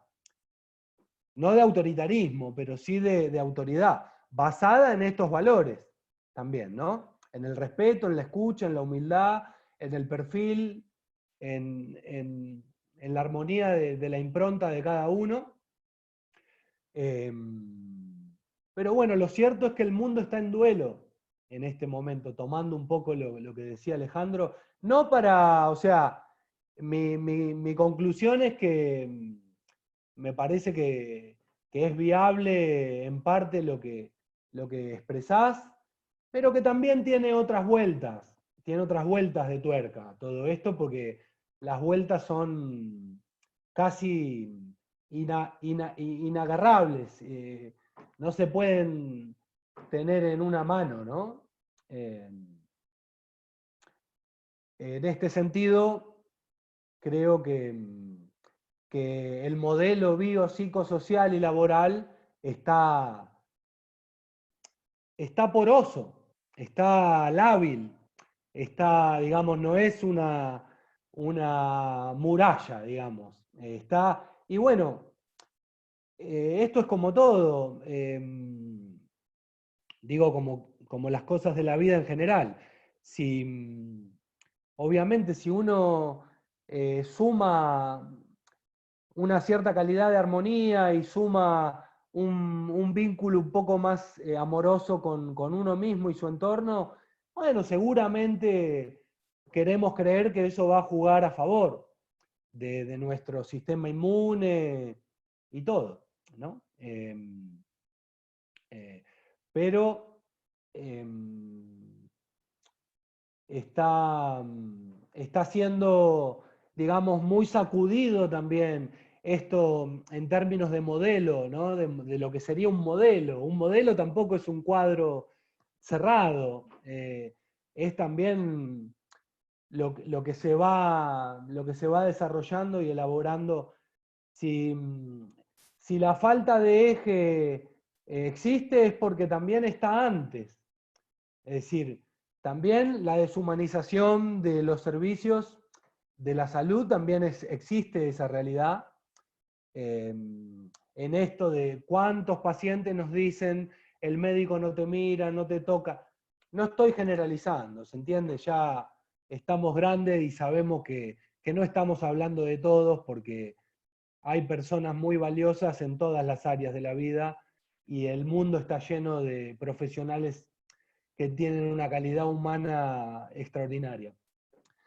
Pero sí también el rol del médico desde lo que sería el modelo alopático, también ha tenido un vapuleo importante, porque el médico no ocupa el mismo lugar hoy que ocupaba hace 40 años, en relación a que hoy está más atacado por lo que son las corporaciones y lo que son los resonadores y los tomógrafos y a veces la financiación de empresas, en donde es muchas veces un eslabón más de una cadena corporativa que lo pone en un lugar de empleado, ¿no? Tampoco somos nosotros como osteópatas empleados de nuestros pacientes. Lo digo con humor igual, pero a veces algún paciente quiere que vos hagas tal cosa o te pide de determinada forma, ¿viste? Si te lo piden bien es una cosa, si te lo piden de caño es otra, ¿viste? O que quieren que uno le toque tal parte o tal otra, digo, tal parte del cuerpo, ¿no? Y bueno, como todo tironeo, uno a veces reacciona, digamos, homeopáticamente y a veces recula o ahora no es el momento, o bueno, tampoco podemos estar atajando penales con todos los pedidos que nos tiran, ¿no? Algún gol lo van a hacer, ¿no? Así que bueno, un poco eso. María Lidia quería decir algo, creo. Bueno, fantástico. Hay que escuchar primero, si no, debería escuchar. En realidad, lo que quería comentar es que cuando, en función a lo que decía Alejandro, yo no me estoy ahí refiriendo en el contexto político, porque estoy totalmente a favor del uso de barbijos, de los porcentajes que se calculan si 2 personas están en un distanciamiento, si los 2 usan barbijo. Yo en realidad, antes de ser osteópata, soy bióloga. Y como bióloga hice la materia de virología en su momento. Entonces, cuando estudiábamos virología, lo primero que nos explicaba nuestro profesor, año 83, que el virus no es una célula, es una porción de material genético que ingresa a la célula y que en realidad en ese momento, se imaginan, año 83 no existía ni aparecía el tema del COVID, pero era que era fundamental el sistema inmune del paciente. Nos hacía un ejemplo, el profesor nos decía, bueno, en esta aula puede haber gente que tenga neumonía y gente que no, porque en realidad va a depender del sistema inmune en ese momento. Y a eso me refería yo en el contexto de que estamos pasando, que a veces hay que buscar como espacios positivos, espacios de conversación, de charla, de leer una lectura, fuera de lo que nos pasa y de la información. Y lo que a mí me pasa con pacientes gerontes, como he encontrado ese espacio de charla, de videollamada, que no digo que la podemos ocupar nosotros, porque es un rol a veces difícil, pero en esto de las habilidades blandas, que es buscarle un espacio de decir, bueno, de repente me nombran un libro, bueno, lo leyeron, no lo leyeron, es una continuidad, como hacer una historia clínica un poco a distancia y una contención de un proceso que nadie sabe cuánto va a durar, porque en realidad en un momento hablábamos en octubre, noviembre, no se sabe.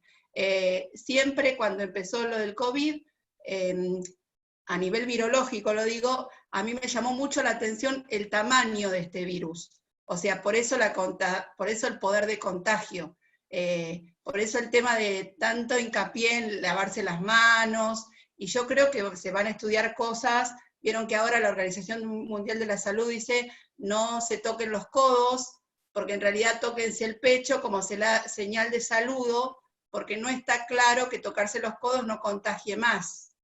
Igualmente creo que la carga viral es el tema, estar en los lugares cerrados, pero a mí me parece que van estudiando que la obra se va desarrollando en el escenario, o sea, hay miles de investigadores en el mundo que están estudiando esto no se sabe si es la misma cepa, si mutó, si la dosis de la vacuna, o sea, yo creo que hay que ser respetuoso. Yo hablaba, capaz no me expresé bien, de llevar a nuestros pacientes un espacio de contención y de alegría, en el espacio de intercambio con nosotros. Lo demás imposible, es la vida misma y es lo que les toca vivir a cada uno.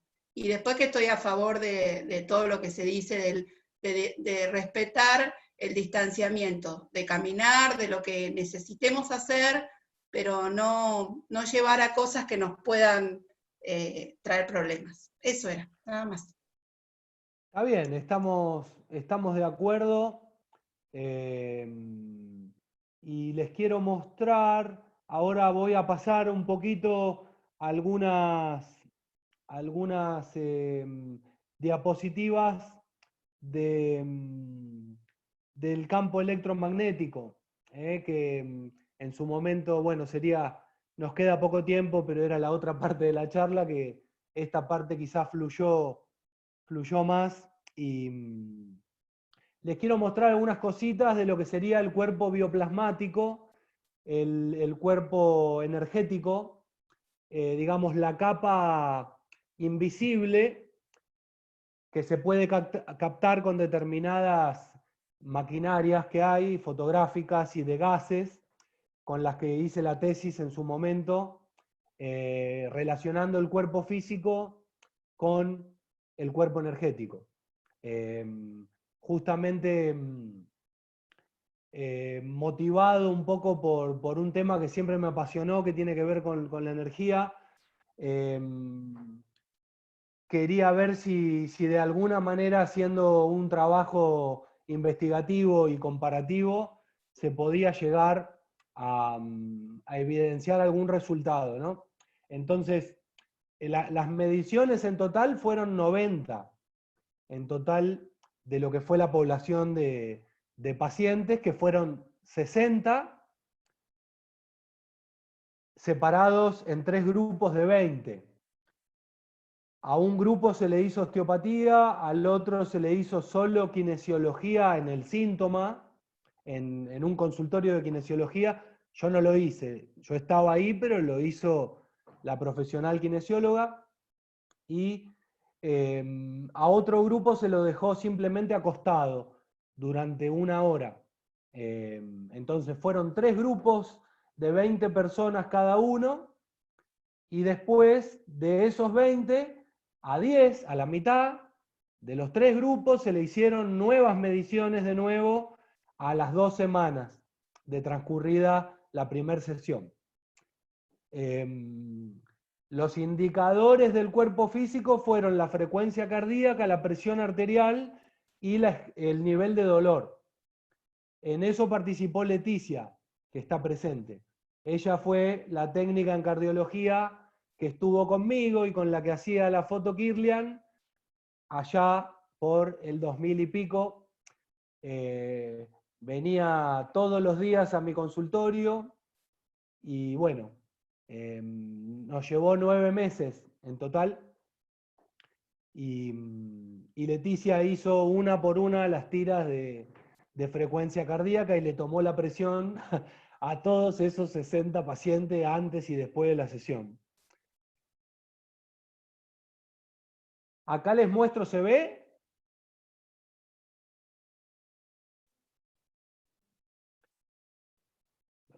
No, todavía no. Está bien, ahí voy. Perdón, ya estoy.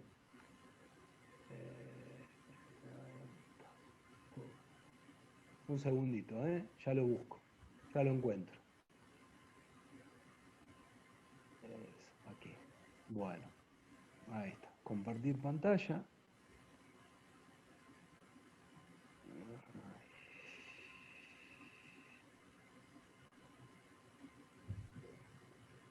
Perdón, que es falta de experiencia esto. Ya. Sí, pero no es eso. Bueno, pero está. Perdón, sí. Ya les muestro.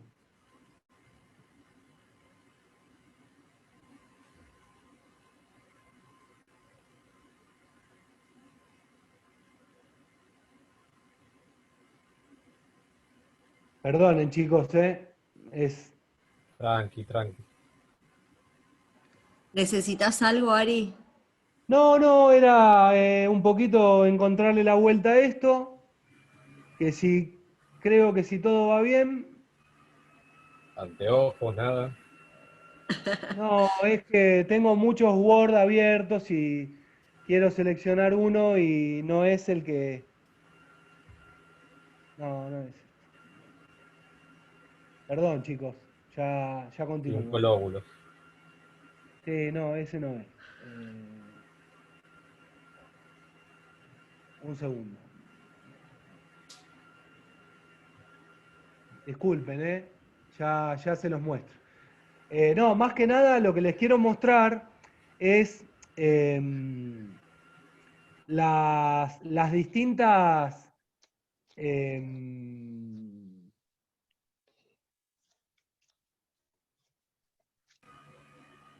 ¿Querés ir adelantando los resultados ya de? está, ahí está.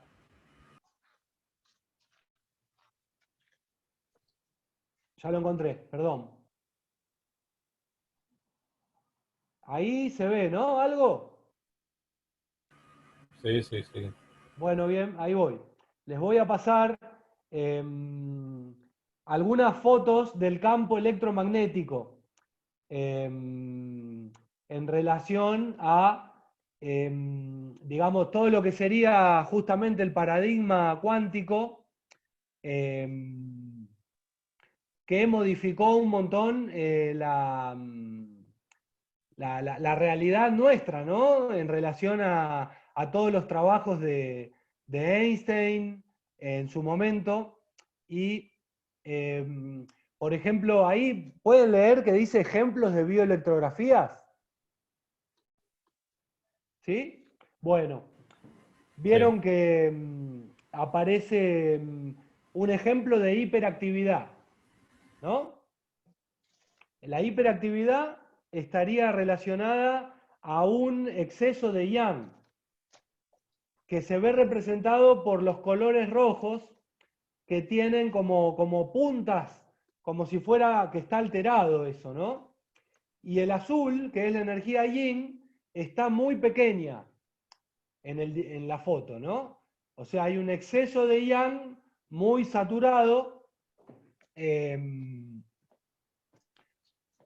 con una expresión de fuga también energética, de pérdida energética, ¿no? Y la parte azul que corresponde al yang está muy chiquita, ¿no? Otros ejemplos tienen que ver, por ejemplo, no sé si ven el cursor, pero sería el que habla del estrés. Sí, sí. Son como globitos. Esto lo que refleja es la energía yin, la yang, la corola vital, que sería el nivel de vitalidad, que es lo blanco, ¿no? Cuanto más se acerca a lo oscuro que se ve en el centro, más cerca del cuerpo está. O sea, lo oscuro sería el dedo pulgar. ¿Se entiende? El contorno del dedo pulgar termina en donde empieza lo blanco, que sería la fotografía del campo energético, del cuerpo bioplasmático, ¿no?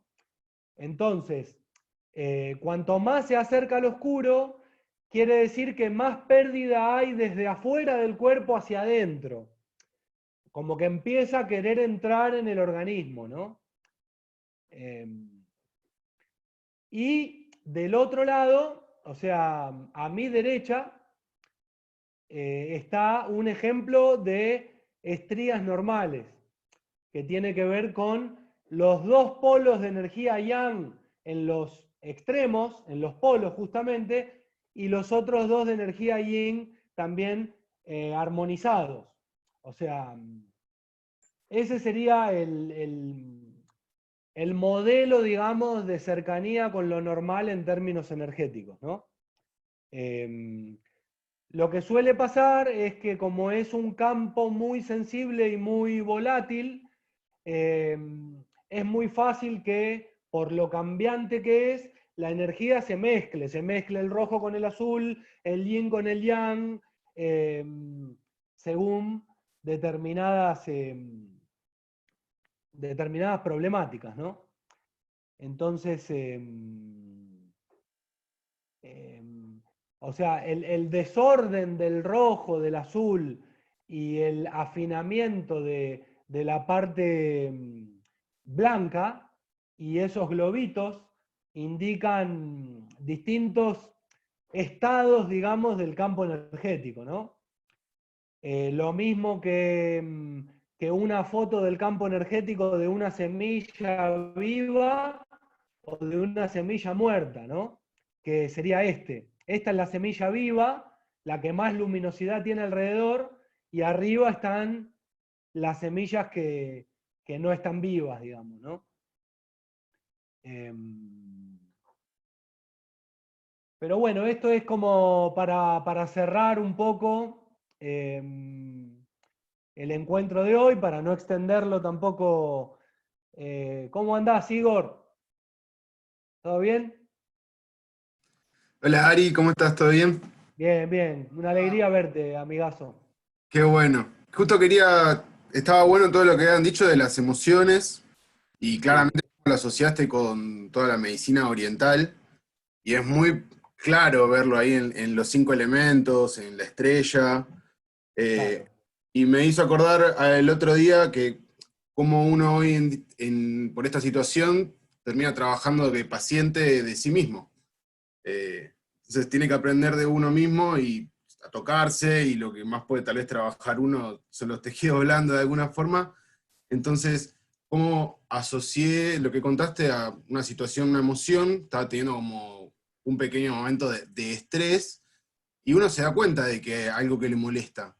Pero cuando pasa a ser esa emoción física. Entonces, cuando me doy cuenta, estaba respirando con la parte superior del tórax, rápido, y todo en mi cuerpo como trabado porque estaba llevando toda esa tensión acá, la articulación es acá superior, y en el instante que me di cuenta de eso, tal vez porque justo estoy viendo en biomecánica, vimos bien cómo es la respiración bien, y estoy leyendo un libro de Qigong, que es la camisa de hierro, entonces también habla de cómo respirar.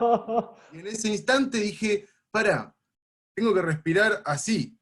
Y respiré como tenía que hacer el ciclo, y en menos de un minuto estaba neutro, pero sin ninguna, no me había quedado nada, porque a veces uno al rato sigue pensando, se dio cuenta que apretó la mandíbula. Entonces, Claro. me encanta asociar las emociones, y bueno, justo hoy llevaste la charla para este lado de la medicina oriental y a mí me gusta mucho. Así que muchas gracias. No, de nada, Igor. Justamente viste que se habla de fuego en el estómago, ¿no? El fuego en el estómago es el fuego que tiene que bajar, empieza a subir, porque la que tiene que subir es el agua. Y el fuego en el estómago en general va acompañado de bruxar, de ansiedad y de la cabeza muy caliente.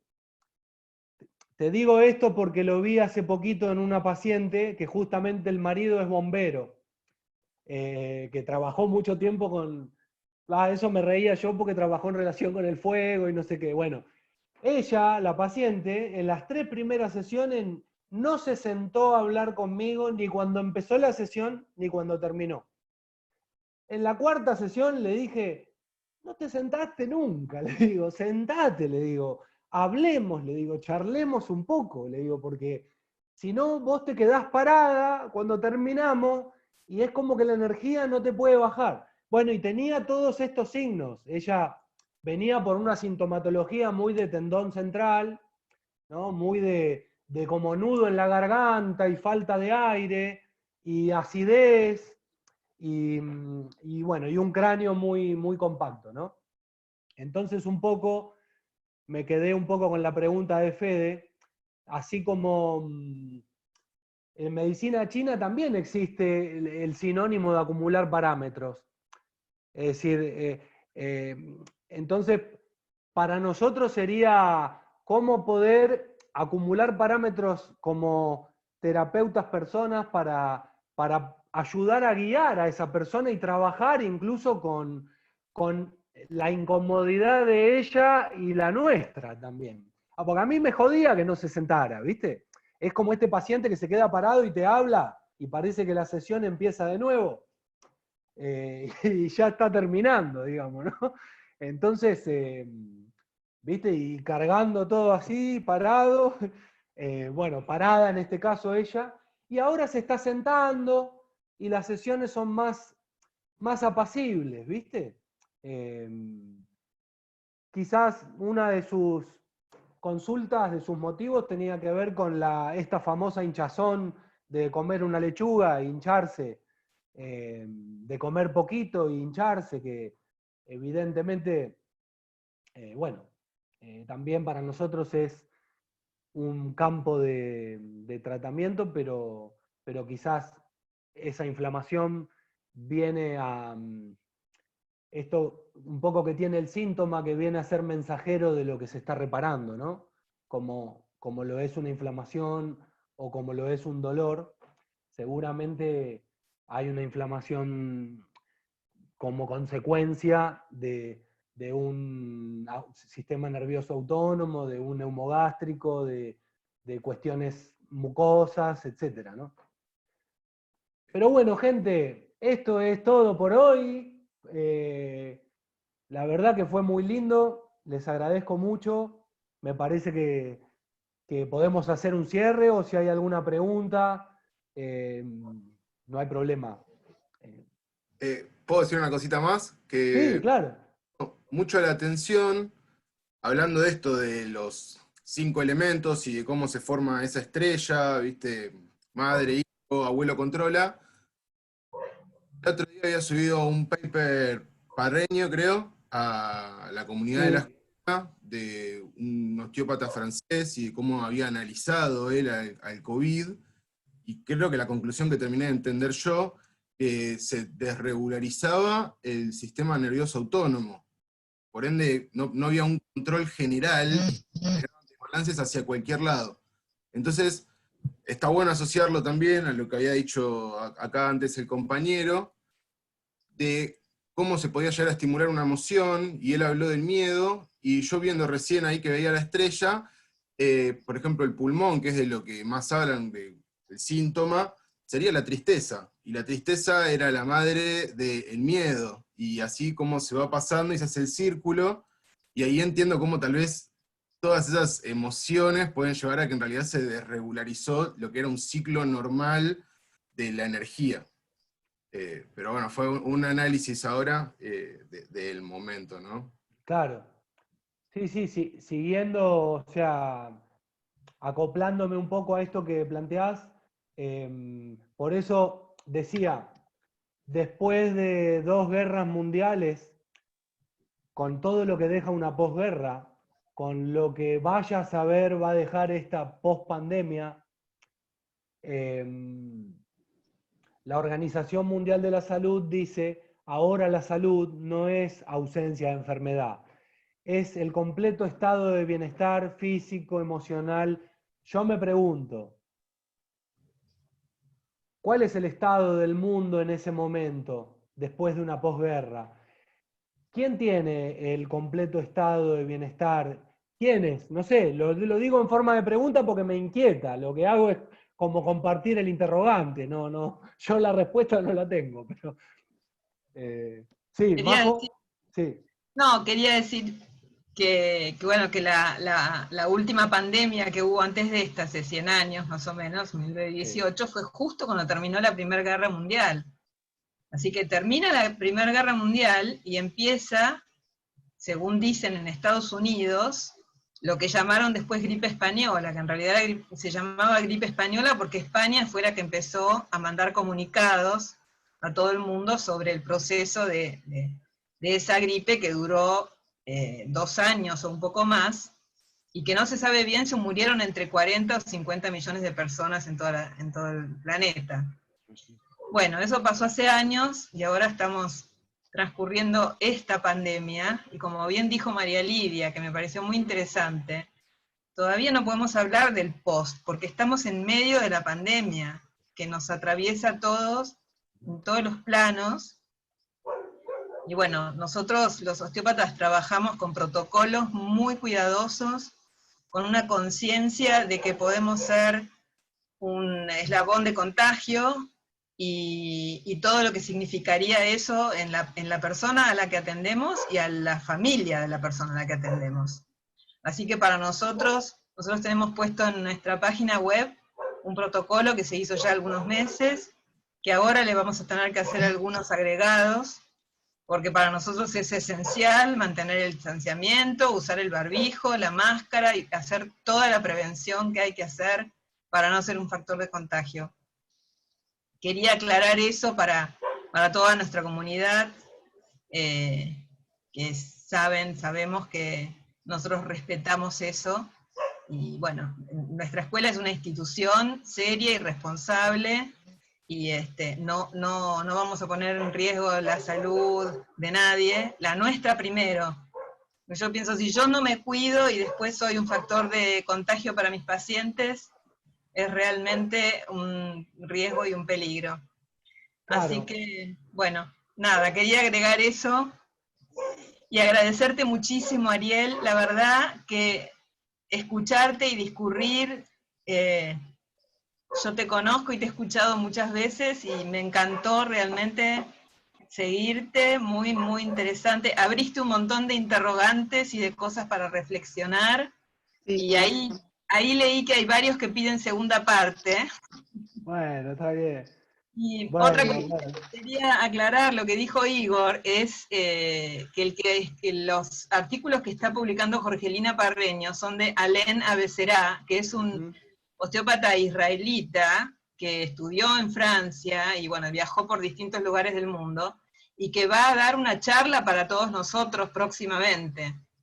Así que no se la pierdan. El 1 de octubre. Ah, el 1 de octubre, ya tenemos la fecha, sí, se decidió anoche. Va a ser a otro horario, porque como va a hablar desde Israel, va a ser a las 2 de la tarde, pero traten de dejar esa fecha, porque va a ser muy interesante, porque él ya atendió, primero pensó cómo sería el tratamiento para un paciente con COVID, y después lo pudo hacer. Y él habla así del sistema nervioso autónomo, y es muy, muy interesante su mirada. Porque bueno, en 1918 justamente, cuando fue la peste y la gripe española, había osteopatía. Y cuando todo esto empezó, yo publiqué artículos de aquella época, de los osteópatas que atendieron, la experiencia es que bajaba la mortalidad en un 30%, justamente estimulando el sistema inmune, los mecanismos de autocuración, y también estableciendo ese orden y balance en el sistema nervioso autónomo. Así que bueno, nada, quería agregar eso para cerrar un poco más. Y agradecerte mucho, Ariel, una alegría. Está buenísimo, re interesante lo que planteás, así que bueno, les agradezco mucho a todos. Barbie, un abrazo. Leti, muchas gracias. Muchas gracias. Un abrazo afecto. enorme. Fede, te Gracias, quiero mucho. Ari. Bueno, Buenísimo. muchas gracias. Muchas gracias, Ari. Bueno, Después vemos me para alegro la que les próxima. haya gustado y espero no haberlos aburrido con tanto discurso. Para No, nada. para nada. Gracias. Gracias a todos. Espero que no se bien. haya malinterpretado lo que dije, no es que estoy en contra del barbijo, no dije eso, o no quise decir eso.